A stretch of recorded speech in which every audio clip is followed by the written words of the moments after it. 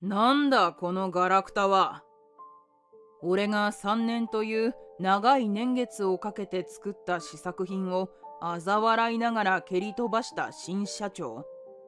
俺がこの3年間どれだけこの試作品に力を注いできたと思っているのだろうか。あまりの仕打ちに俺は言葉も出ない。こんな子供のおもちゃにしかならないようなゴミを俺に見せるなんて馬鹿げている。俺を馬鹿にするのも大概にしろよ。もうお前が開発部にいると無駄な金しか使わないじゃないか。このロボットに無駄なお金などかけていません。全部必要な機能とそれに見合った金額を使いました。うるさい。どう見たって無駄だろう。見た目だけでもそれがわかるじゃないか。会社の金を無駄遣いするようなやつはもういらん。会社を辞めろ。横暴に吠える新社長に俺は我慢しきれず会社を去ることを決める。俺を必要としないのならばそれで構わない。後悔することになるのは新社長の方なのだから。俺の名前は市川夏樹。今現在、俺は機械メーカーである岸本に勤めている。俺はもともと小さい頃から近代的なものに関する憧れが強かった。ロボットが出てくるアニメを見てはいつか自分でアニメに出てくるような素晴らしいロボットを作りたいと思ったものだ。俺は成長してからもロボットへの関心と憧れを持ち続け、大人になってからは人の役に立つような機能性の高いロボット作りをしてみたいと思い始めた。そこで俺は必死に勉強し、米国の大学に入学。機械工学を専攻し、機械の技術をどんどん吸収した。いざ就職するとなった時、どこの企業を受けようか非常に悩んだのだが、中堅会社である岸本を選んだ。岸本以上の大きな企業は探せばたくさんあったものの、岸本はしっかりと実績を積んだロボット分野に長けた会社だ。この会社でなら素晴らしいロボットを作れる。俺は大きな希望を持ち、岸本へ入社した。俺の予想通り、岸本は非常に素晴らしい会社だった。社員みんながロボット作りに非常に情熱的で、社長の人柄も素晴らしい。社長は俺の機械作りに対する情熱をとても評価してくれた。みんなおはよう。調子はどうかね。社長、お疲れ様です。社長は決して暇なわけではないのに、しっかりと現場に顔を出し、俺たちと会話をするのが日課だ。社員とのコミュニケーションを大切にし、個々の取り組んでいる仕事の様子などを楽しそうに聞いているような、優しくて社員思いの人だった。俺を含めて働いている社員たちは社長の人柄を愛し、尊敬し、充実した気分で仕事をしていた。ずっとこんな日々が続けばいいなと思っていたのだが、ある出来事によりそれが一変してしまう。ある日、俺が仕事をしていると会社の中がざわつき始めた。なんだか騒がしいな。社長、倒れたらしいぞ。会社が騒々しくなる前、確かに救急車の音が聞こえた。だが、まさかうちの会社に来ていたなんて。話によると、社長は仕事中に体調が悪くなり、倒れてしまったという。救急車によって直ちに病院へ運ばれた社長だったが、心不全で病院に着いた頃にはもう手遅れだったという。そのことにより会社はさらに落ち着かない状態となった。というのも社長の息子である郁夫さんが問題のある人物だったからだ。社長に何かあれば、息子である郁夫さんが新しい社長になるのは間違いない。社長は優しくできた人物だったというのに、郁夫さんはその真逆。俺は次期社長だぞ。年老いた親父なんかより俺に尽くしていた方が得だぞ。そんなことを普段から周囲に言っており、あまり郁夫さんをよく思っている社員はいない。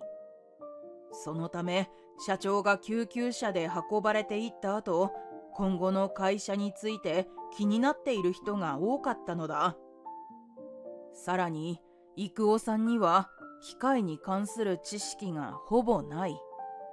昔社長と話をした時に社長が嘆いていたのを聞いたことがある。郁夫は本当に困ったやつでね。勉強をさせようと学校に通わせても遊んでばかり。会社でやっていくのに必要な知識が全くないんだよ。こんなんで社長が務まるのか。問題ある人物でも郁夫さんは社長の息子。社長自身郁夫さんの問題点を理解し、どうにかしようとしてきたのだが、それもうまくいかず、いつも郁夫さんを心配していた。その問題を多くの社員が知っているため、そんな人物が会社を動かすことができるのかと心配している人が大多数だった。実際に郁夫さんが社長に就任したことにより、みんなの心配は現実のものとなる。今日から俺が社長だ。俺が社長になったからには会社を大きく変えていくつもりだ。はあ、どうなってしまうんだ。社長就任の挨拶の時、郁夫さんが得意げに大きなことを言い出したものだから、俺は不安でいっぱいになった。親父のようにちまちま利益を出すなんて無駄なことはしない。今は質より量、ガンガン大量生産をしていくぞ。今までの会社は丈夫で機能性がしっかりしたものづくりを重視し生産していた。それが評価され今に至るというのに、郁夫さんはその方針をなくし、大量生産を重視するという真反対の方針にしようというのだ。郁夫さん、ここは変えられませんよ。いやいや、俺は言ったはずだ。今は生産数に重きを置けって。俺はロボットに対する情熱が強いからこそ適当な仕事はしたくない。質を重視する俺と量を重視する郁夫さんは意見が合うことがまずない。そのため郁夫さんと揉めることが増えていく。社長である郁夫さんに反抗すればよく思われないことも分かっている。しかしこのままいけば今まで積み上げてきた岸本の実績が台無しになってしまうだろう。本当に昔ながらの職人気質じじいは頑固でかなわんわ。今時そんなの流行らないんだよ。時代はコストカットなの。わかる？コストカットも大事だとは思いますが、削るべきでない場所を削ると元も子もなくなってしまいますよ。毎日こんなやりとりを繰り返していたが、俺の気持ちを理解してくれる様子は全くない。これから郁夫さんとどう関わっていくべきか。頭を悩ませていた時に同僚からとある話を耳にする。郁夫さんが俺を気に入らない理由だ。俺は米国の大学に通っていたので英語ができる。俺の英語スキルは現場でも営業でも役立てることができたのだが、それに加えて俺が亡くなった社長に目をかけられていたのがさらに拍車をかけたようだ。前社長が立派な人物だった分、郁夫さんはどこか劣等感を感じているような感じがした。とは言っても、遊んで好き勝手していたのだから自業自得だとは思うのだが、次期社長でありながら知識に不安のある郁夫さん。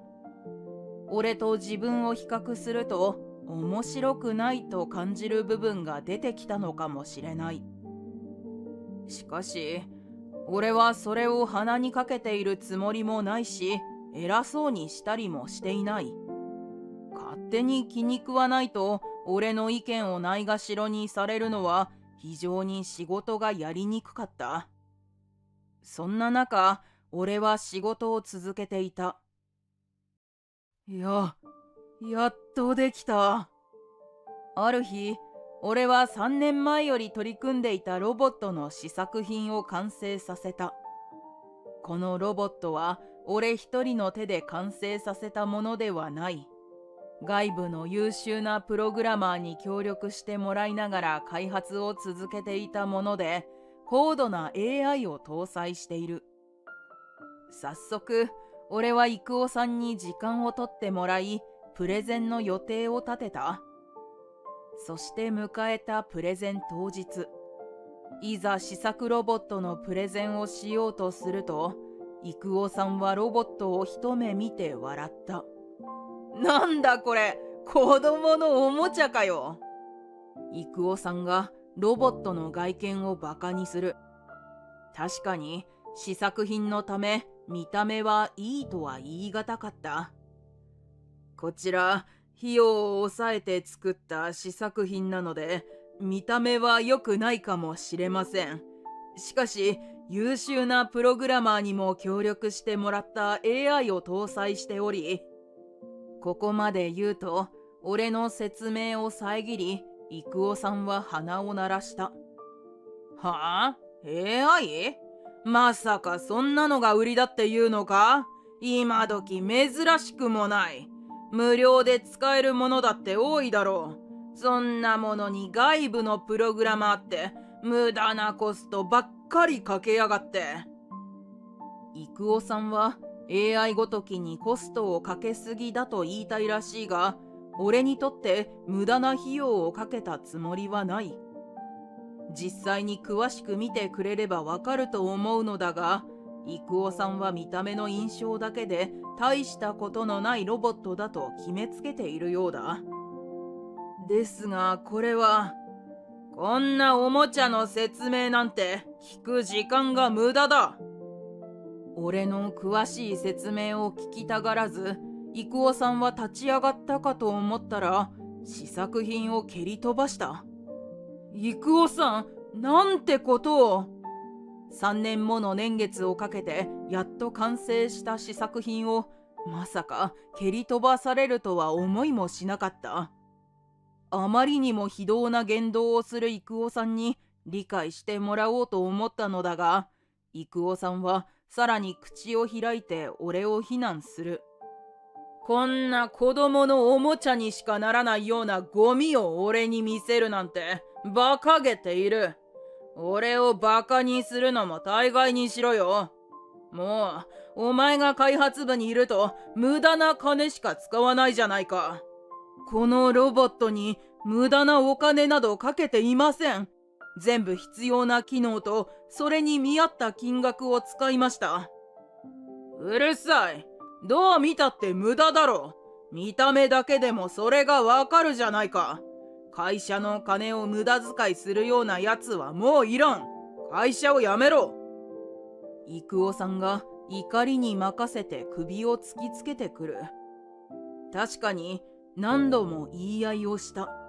よく思われていないことは理解していたが、いつか認めてもらおうと思って今まで頑張ってきたつもりだ。しかし郁夫さんは人の話を聞かず、自分の主観だけで判断し、俺を必要ない人間だという。このまま会社のために頑張り続けても郁夫さんは認めてくれない。きっと俺の話をまともに聞いてくれる日は来ないだろう。今までなんとか頑張ってきた俺も郁夫さんのもとでは自分の夢は叶えることができないと感じてしまった。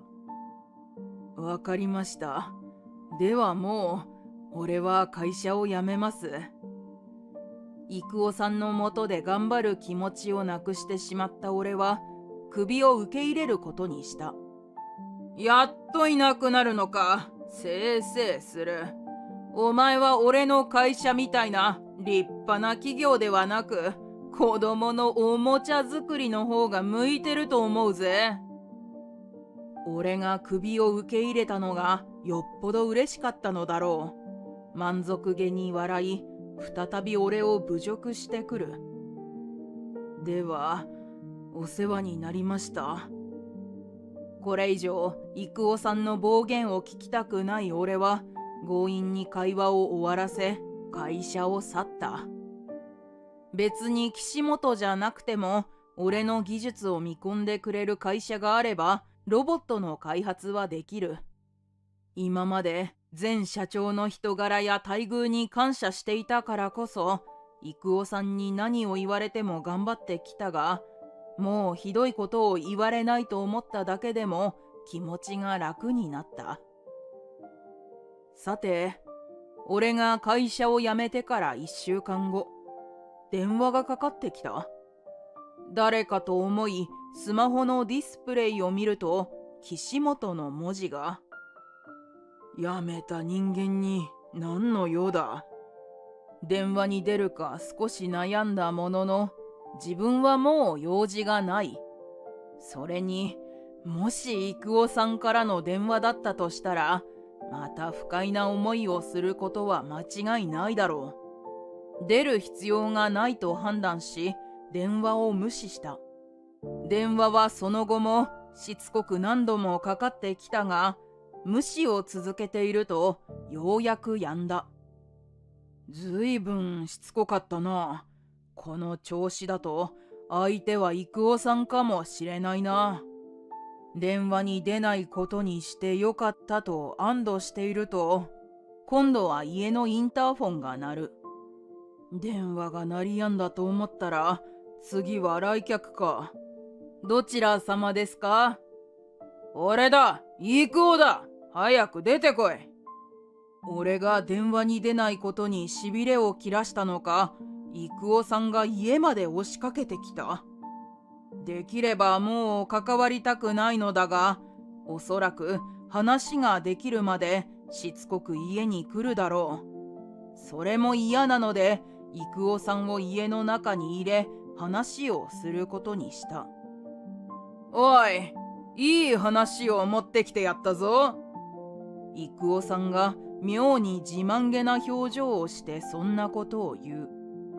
絶対にいい話ではないと思ったが、とりあえず続きを聞くことにした。はあ、どんな話でしょうか。例のロボットなんだけどな、お前の資料を使ってさ、得意先に売り込んだらな、1億出すって言われたんだよ。はあ？プレゼンをしたとき、郁夫さんは俺の試作品の話を全く聞かず、散々バカにしたはずだ。なぜこんなことになったのか理解ができない。どう見てもゴミだと思ったけどさ、めちゃくちゃ金かけてたし、一銭も稼げないのはもったいないだろ。だからとりあえず営業に行かせたんだよ。俺が力を注いで取り組んできた開発をバカにしすぎじゃないだろうか。そんな勝手な。お前の首をなかったことにしてやる。だからすぐに対応するんだ。人を市場で追い出したくせに、人の作った資料で稼げる見込みができれば戻ってこいだなんて。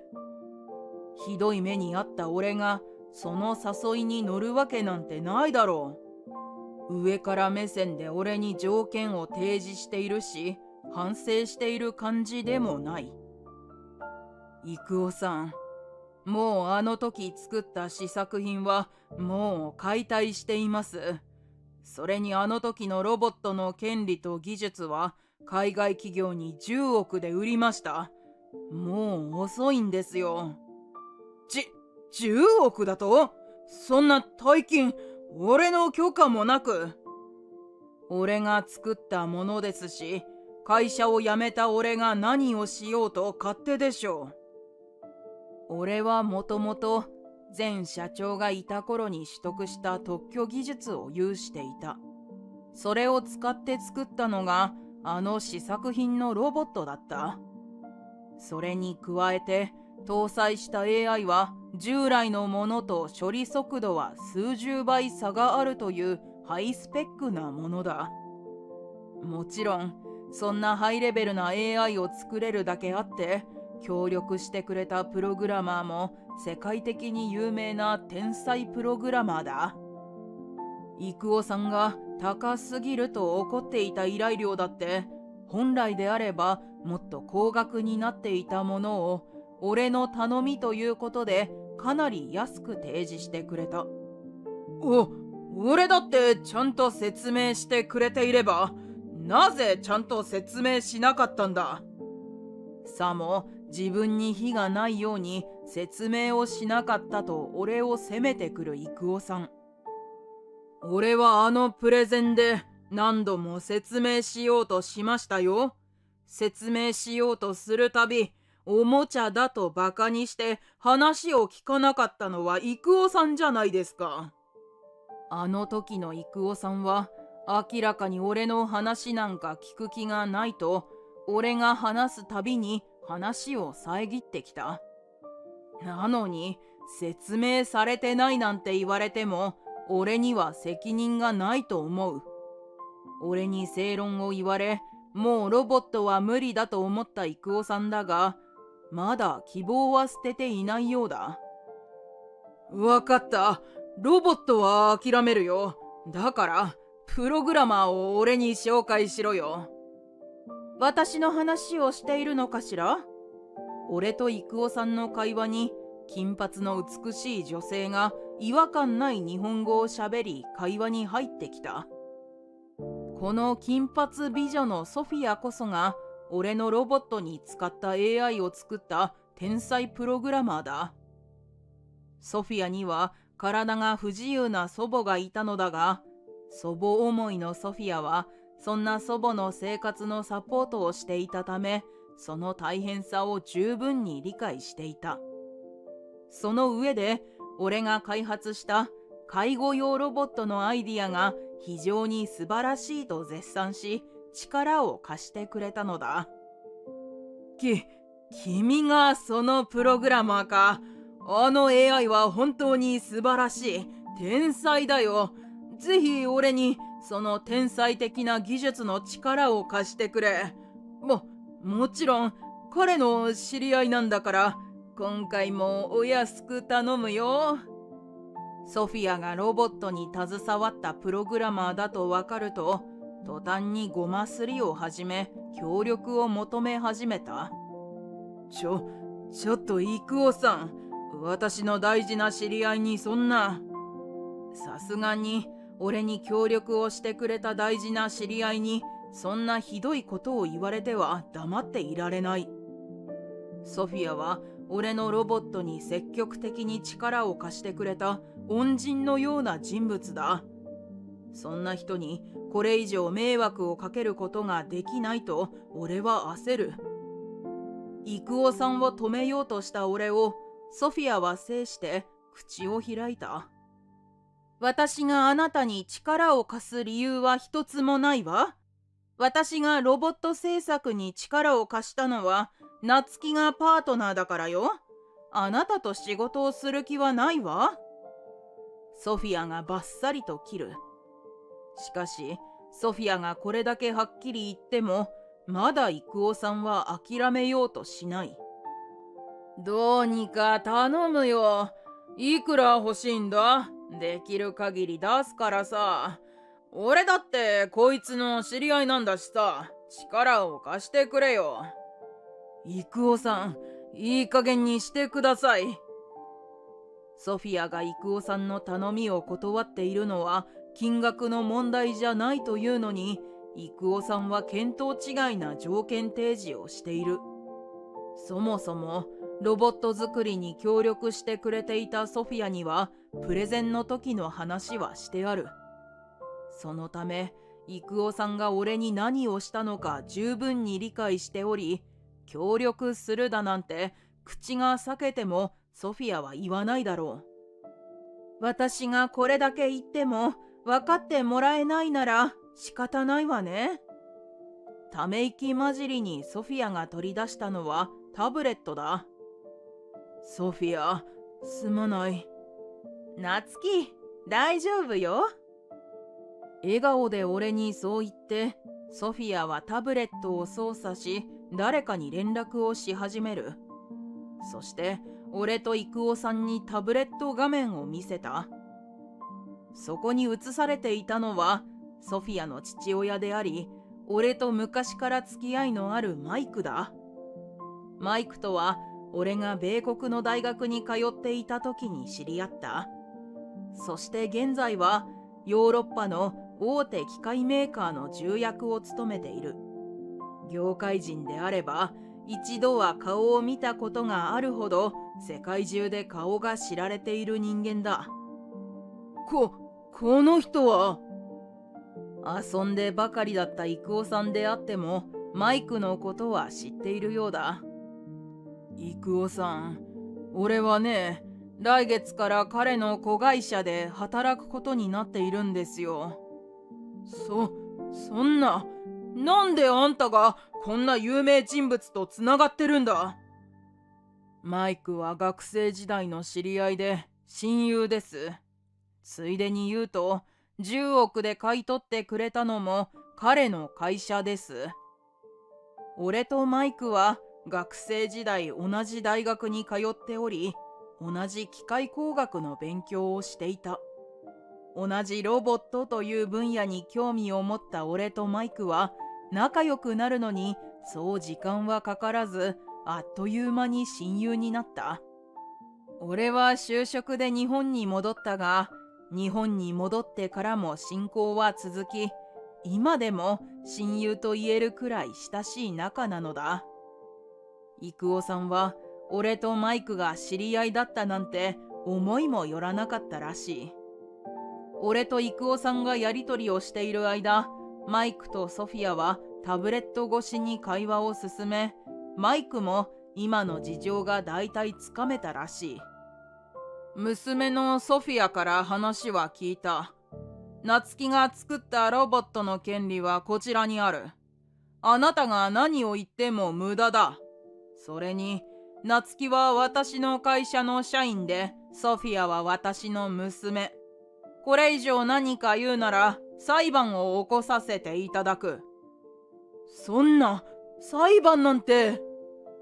マイクの口から裁判という単語が出たことで、幾夫さんはさらに焦り出した。さすがの幾夫さんも、マイクに訴えられたらどうなるか、安易に想像がついたようだ。訴えられたくなければ、すぐにこの場から去って、夏希とソフィアに関わるな。マイクは以前幾夫さんの話をした時に、その理不尽な仕打ちに俺よりも怒ってくれていた。